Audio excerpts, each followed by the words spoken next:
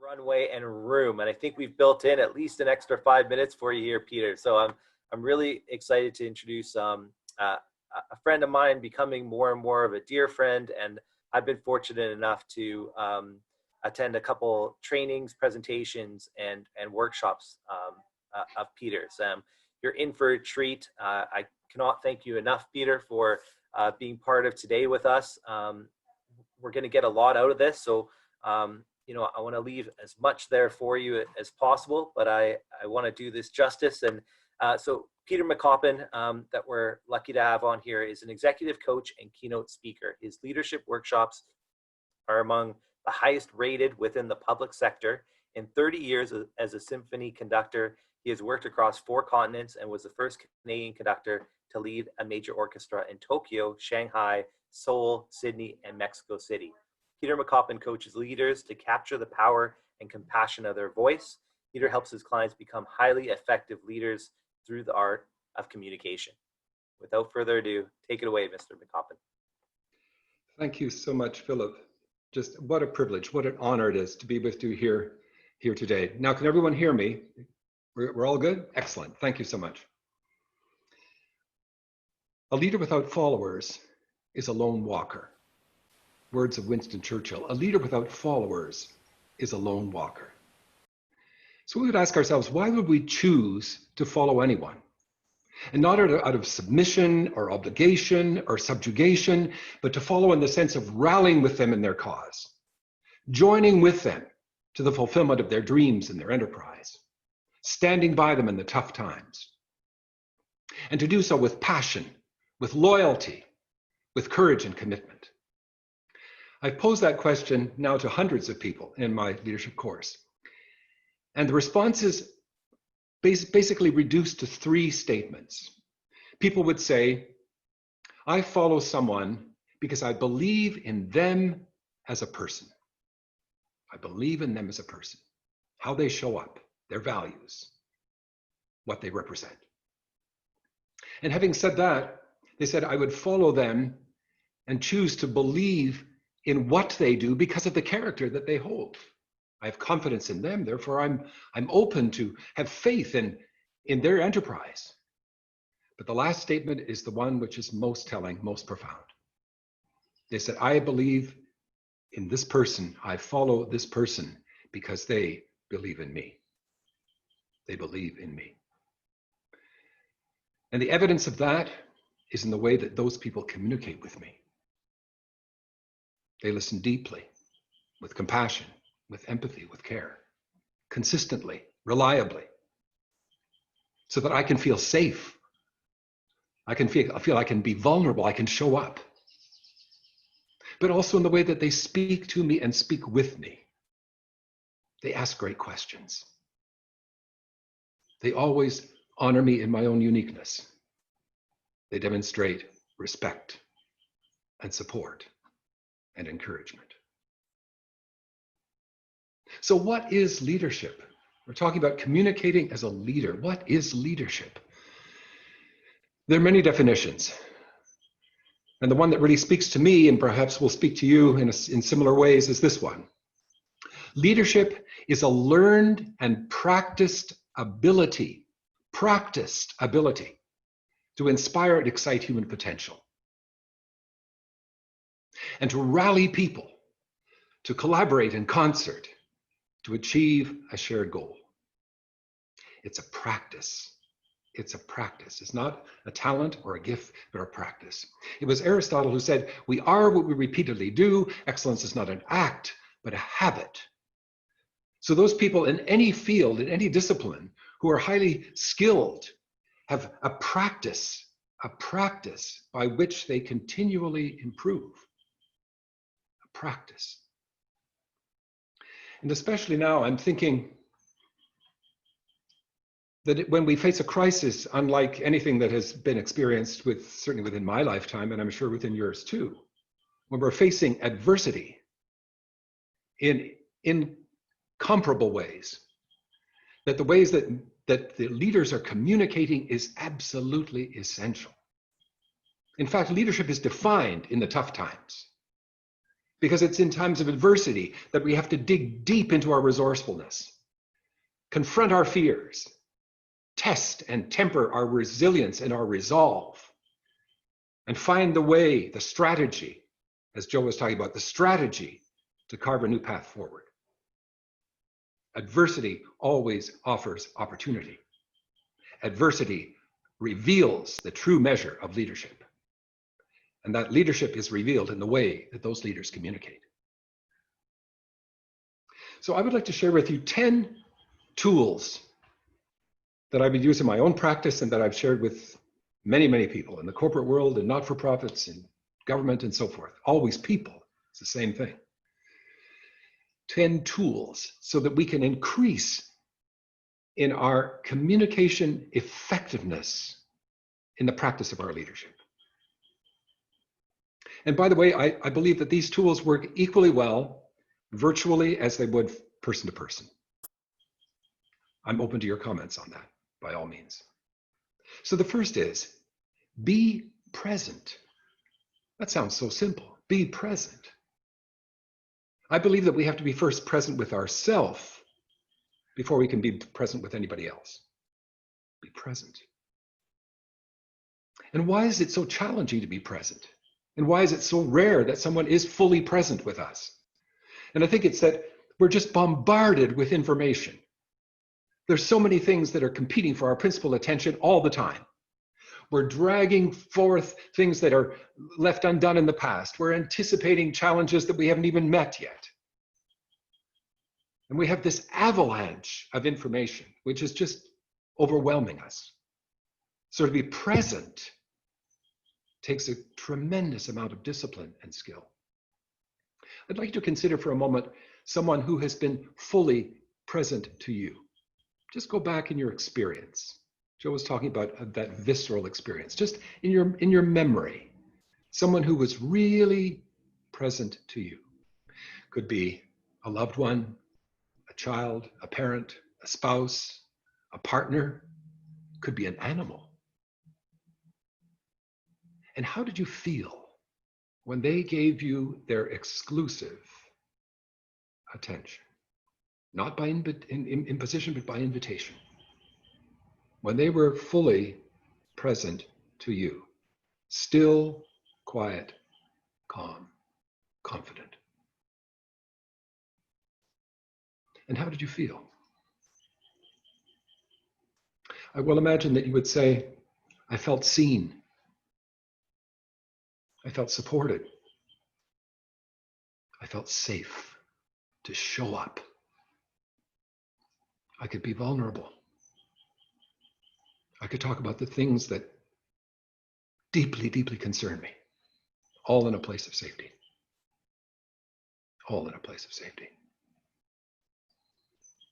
So, how can we build a skill to offer that presence, which is such a beautiful gift to another person? What's the tool? I would suggest to you it is this. It's in the breath. In the breath. I'd like you to close your eyes just for a moment. Sit straight up, faces soft, and breathe slowly and deeply, deeply into your belly. Feel that that goes out to the side and to the back. Breathe more deeply than ever before, easily, gently, fully. And focus only on your breath, just your breath.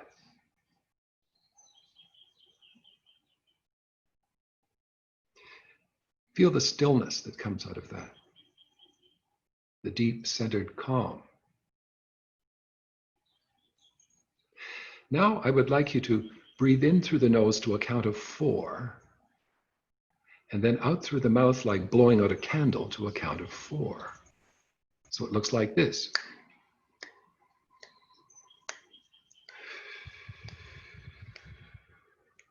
Would you do that with me, please? And in, 2, 3, 4, and out, 2, 3. One with your breath, 2, 3, 4, and out. one with your breath, in and out. Now just stay in that place.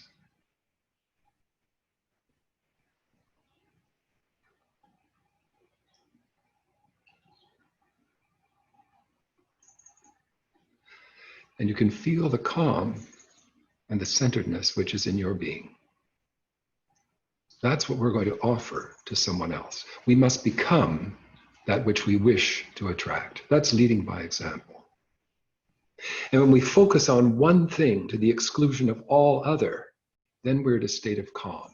It's when the mind is competing for so many different distractions that we're in a state of chaos. And to be fully present to someone, we want to find that place of center, and to do so by will. So in as much as this is a practice and we are habitual in our being, I would ask you graciously to practice that 1 minute, 10 times a day for 1 week. And then you'll find after a while that you can just call this to yourself. You can just start that breathing, 1 cycle, and you're there fully. And people will feel that.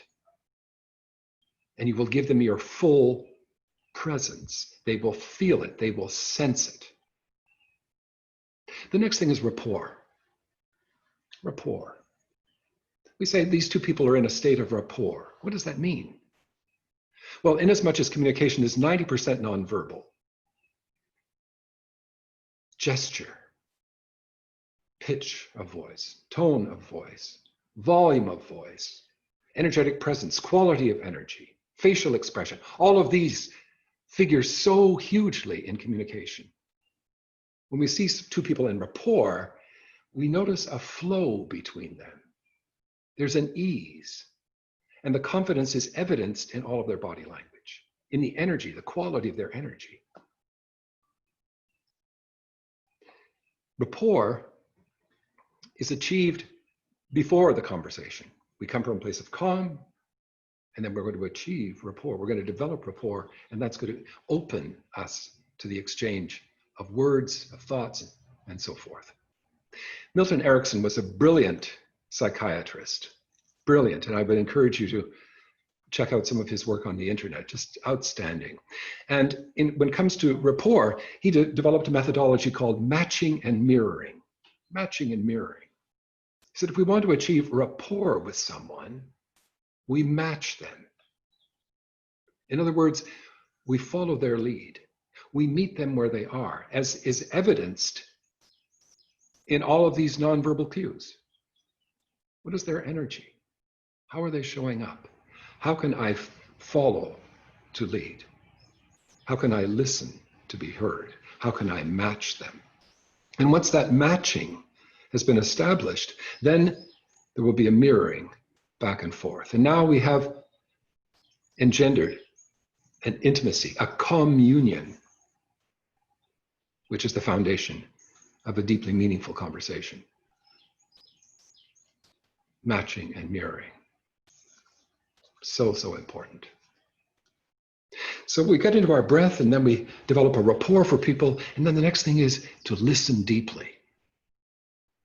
You ask yourself, and I ask myself too, what percentage of the time do I really listen deeply? Listen deeply, where I'm fully in the conversation, not distracted, not veering away, not in and out, but really there, deeply listening. Stephen Covey, who wrote The 7 Habits of Highly Effective People, said this: most people listen not to understand, but only to reply. Which means then that they're either speaking or preparing to speak, all the while filtering through their own paradigm, another person's experience, and reading their autobiography onto the other person's life. Does that seem to resonate? Have we had those experiences? But that's not a communication. It's not a conversation. It's a competition. That's one-upmanship. I've got one better. This is your point of view, but I've got something better to say. And I wasn't really listening to what you were saying anyway.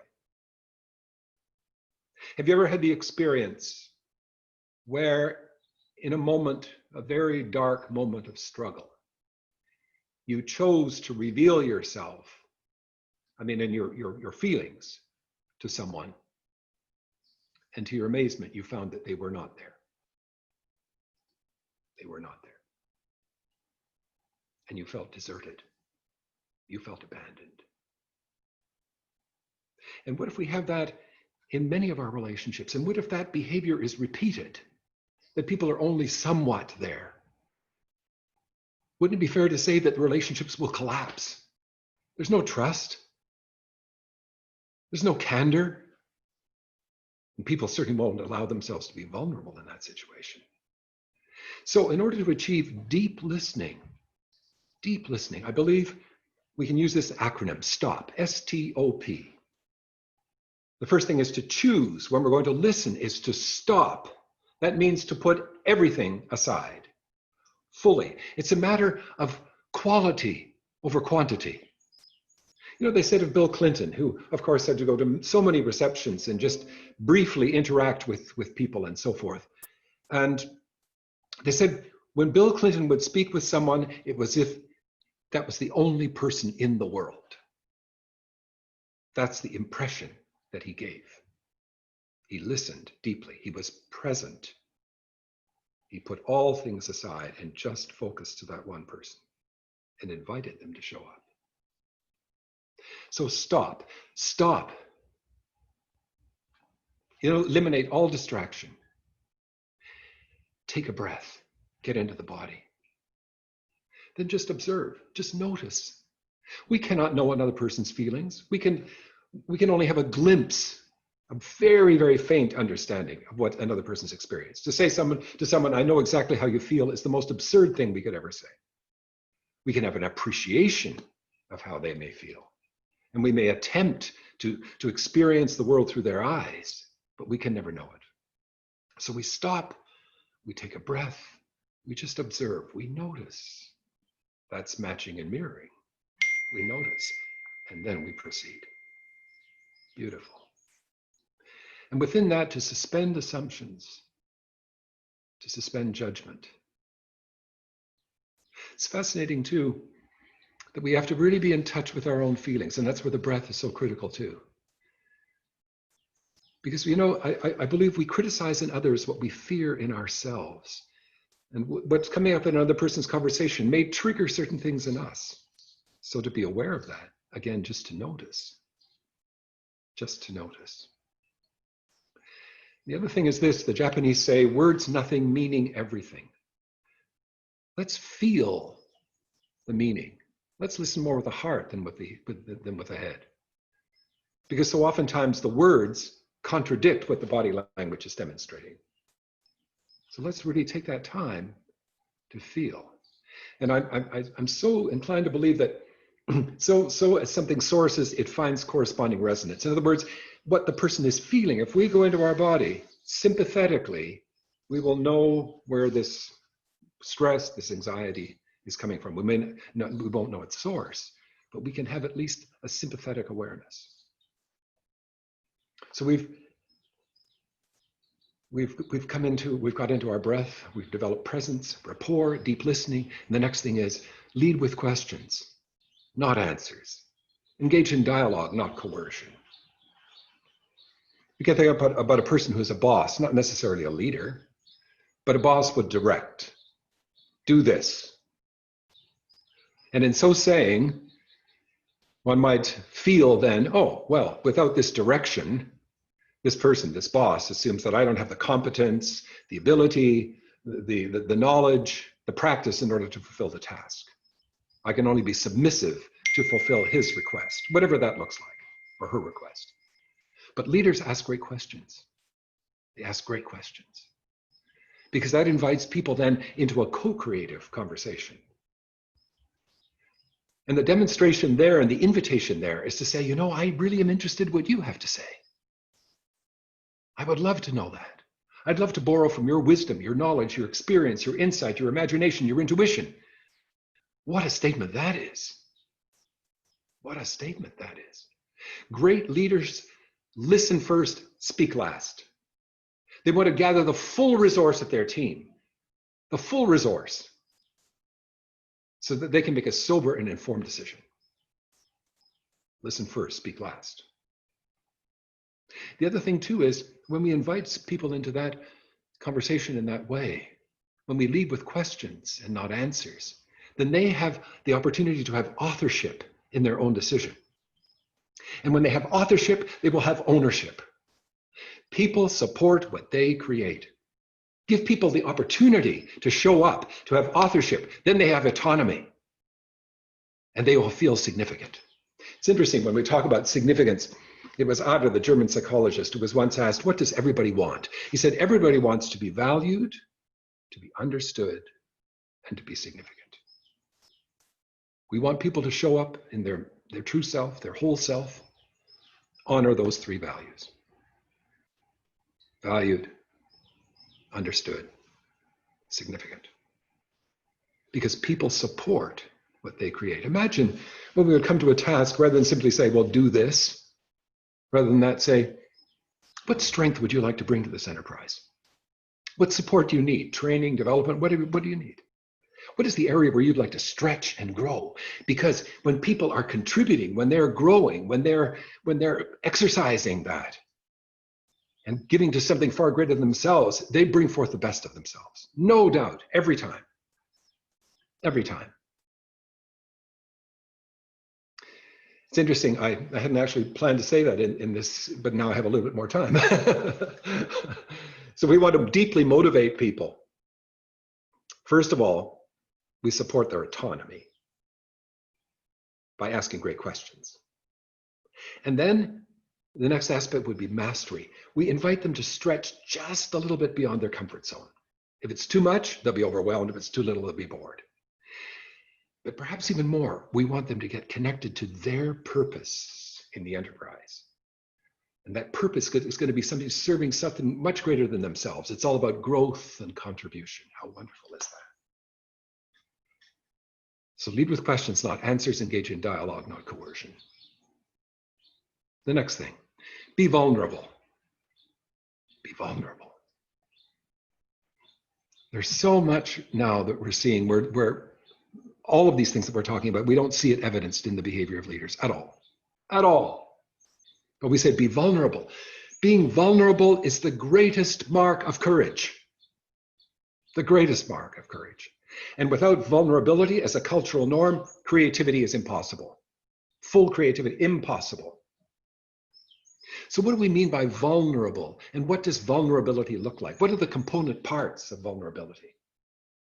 One, emotional availability. Emotional availability. Two, being comfortable with uncertainty. And three, being at ease when one is not able to control the outcome.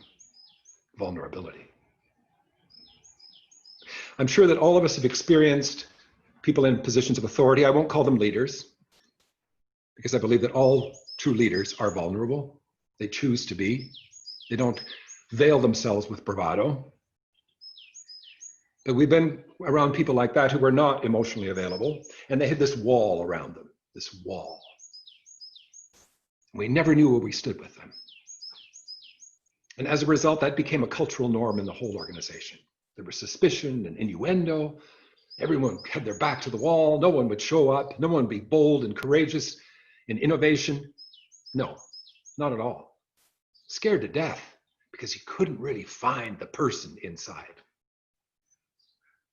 But when a leader is emotionally available and has the courage to say, you know, right now I really don't have the answers. I'd like to ask for your help. How do we show up to someone like that? In the Tao Te Ching, perhaps the greatest of all Chinese philosophy, written by Lao Tzu, there is this statement: the trees with the heaviest fruit hang closest to the ground. The trees with the heaviest fruit hang closest to the ground. What's its meaning? Those of greatest substance are most modest. Fabulous. So we have those five. The next, promote creative conflict. Promote creative conflict. And Actually, when everyone's in their body, when everyone's listening deeply, when everyone is given to developing rapport, when we're leading with deep questions, and we're leading with questions and not answers, engaging in dialogue, not coercion, when we're allowing ourselves to be vulnerable within a culture, because the behavior of the leader becomes the culture of the organization, now we can engage in creative conflict. Great ideas are forged. They're galvanized. They're not just born willy-nilly, as we all know. William Blake said, without contraries, no progressive.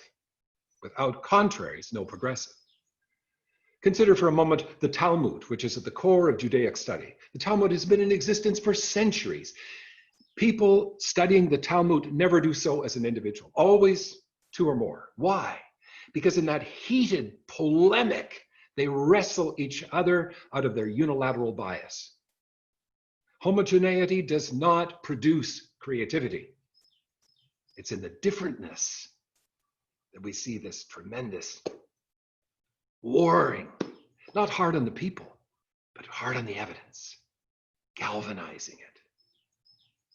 And how amazing that is. How amazing that is.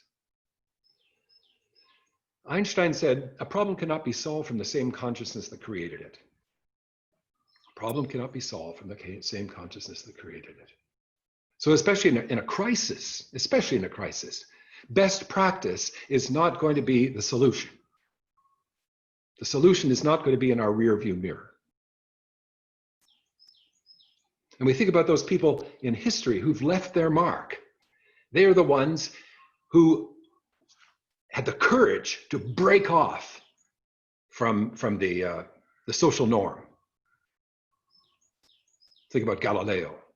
Galileo, who asserted, no, the sun is the center of the universe. No, the party line in those days, no, the earth is the center of the universe. Well, he was ridiculed and thrown into jail. Eventually, he was proven to be true, proven to be right. Think also another quotation from Einstein. He said, if at first an idea does not appear to be absurd, it has no future. It has no future. It has to be absurd. So let's cultivate a culture, now that we've got people to be vulnerable, listening deeply, with rapport. Let's have within that culture, let's contemplate the impossible. Let's find value where there is none. Let's engender a culture of outlier thinking. After all, today the biggest hotel in the world has no rooms, Airbnb. The biggest taxi service has no cars, Uber. People said, oh, absurd. That's creativity. Amazing. Next, welcome feedback. Welcome feedback. All of us have blind spots. All of us. The world is offering us a mirror. And certainly as a leader, as a person in that position of authority, we want that pointed out to us. I was in huge admiration of a man named Hugh McColl when I was conductor of the symphony in Charlotte, North Carolina. So Hugh McColl was the CEO of Bank of America. He retired from that position in 2001. Certainly was not involved in subprime mortgages and all, whatever that. No, this was an honorable man. He led that organization through 63 mergers and acquisitions over 20 years. He surrounded himself with 7 very strong people. And what he wanted from them, more than compliment and the party line, was someone to test what he had to say.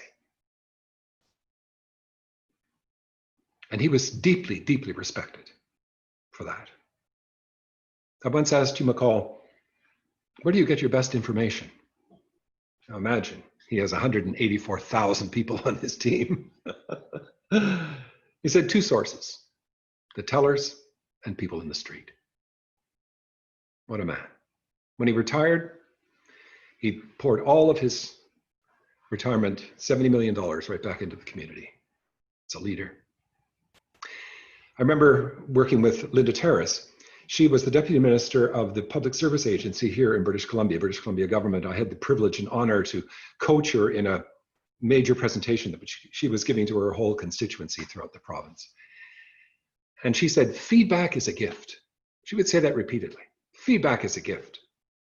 She would welcome people to come into her office and share any of their thoughts, constructive criticism and so forth. She might not always agree, but the door was open. Feedback is a gift. And inasmuch as, again, the behavior of the leader becomes the cultural practice of the organization, that became a cultural norm for the whole PSA. Feedback. Wonderful. Constructive. Because we have blind spots. And it's wonderful if someone has the courage to give us that feedback. And if we have the humility to build upon it. Next, we talked about this as a practice. Set an intention for every day. An intention for your communication. Set it in every relationship. It might be, today, I'm going to catch people doing something great. I love that phrase. I'm going to catch people doing something great. It might be, today I'm going to suspend assumptions. Things aren't always what they appear to be. Today, I'm going to embrace gratitude for everyone close to me in my life. How wonderful is that? All these things. We are what we repeatedly do. Excellence is not an act, but a habit. How beautiful is that? The last thing that I would leave with you, if I may, is this.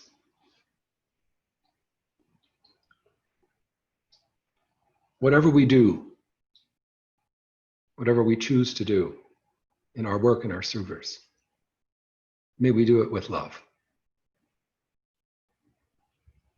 If I'd said that 20 or 30 years ago, people said, oh, you're crazy. That's just so fluffy.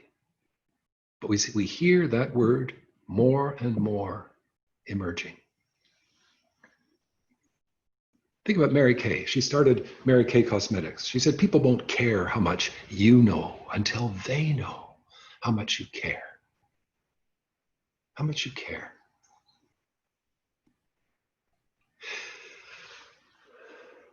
Tim Sanders held the number 3 position in the Yahoo Corporation for many years, and an outstanding person. I had actually the privilege to speak with him. I quoted him so often in a leadership course, and I'm so moved to meet this man. And he wrote this blog that was captured and reprinted in many, many publications. And the title was this: Love is the Killer App. Now, he comes out of the Silicon Valley, so it's tech language. What can we say? When in Rome. Anyway, love is a killer app. And this is what he said. It's not conspicuous accomplishment or imperious power or the mere drive of greed that'll make you successful in business. It is love. It is love. And the definition of love to which he subscribes and to which he aspires is from a man named Milton Meyerhoff, who said, love is the selfless promotion of the growth of another person. Love is the selfless promotion of the growth of another person. Isn't it fascinating how leadership, great leadership, is not conspicuous. It's not narcissistic. Leadership shows up in evidence. My team is thriving. I stand in the background and say, oh, I played a small role in that. Fabulous.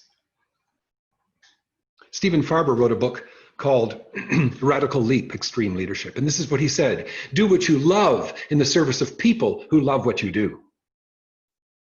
Do what you love in the service of people who love what you do. What did he mean? When we do what we love, we pour our hearts into our activity with courage, tenacity, persistence, generosity, and enthusiasm. It's in the service of people. It serves something greater than ourselves. It's ethically bound. It's morally defined. And people love what we do because our values consistently show up in our chosen behaviors and actions. Do what you love in the service of people who love what you do. How powerful is that? There's a Yiddish expression, which is nachas. I don't know if any of you have come across this. It's a wonderful word. It means reflected glory. So when our children, our teammates, our colleagues do well, and we've played a role in that in some way, we stand in its shadow and we glory for them in the light. We love to see their success. And the great joy for us is that we have played some role to help them to discover, to realize their potential, to feel fulfilled. So this is a practice. All of these are practices. And it's an endless process. It goes on and on. We continue to refine and find new nuances to every day. So first of all, to be present. Then build rapport. Listen deeply. Lead with questions, not answers. Engage in dialogue, not coercion. Be vulnerable. Promote creative conflict. Welcome feedback. Set an intention for every day. And in all things, commit to love. I thank you so much for being here today.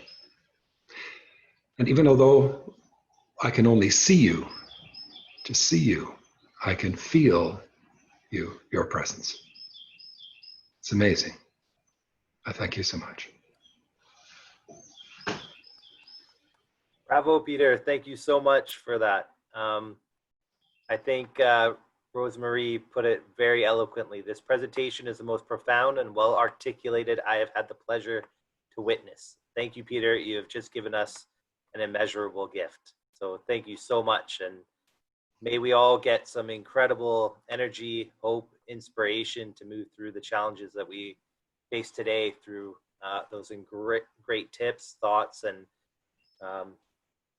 MO to kind of live by. And it's interesting how you bring that perspective, and so much of it still is in thread and alignment with what Joe said from the pure sales perspective. It's, so clearly threaded between, just the way that we can act. So, I think it's all, you've brought everything full circle, Peter. So thanks so much for being here with us today. Thank you. A great honor. Thank you. Thank you. We're going to geese and the panelists that we have, and just the vulnerable, real, don't be worried about asking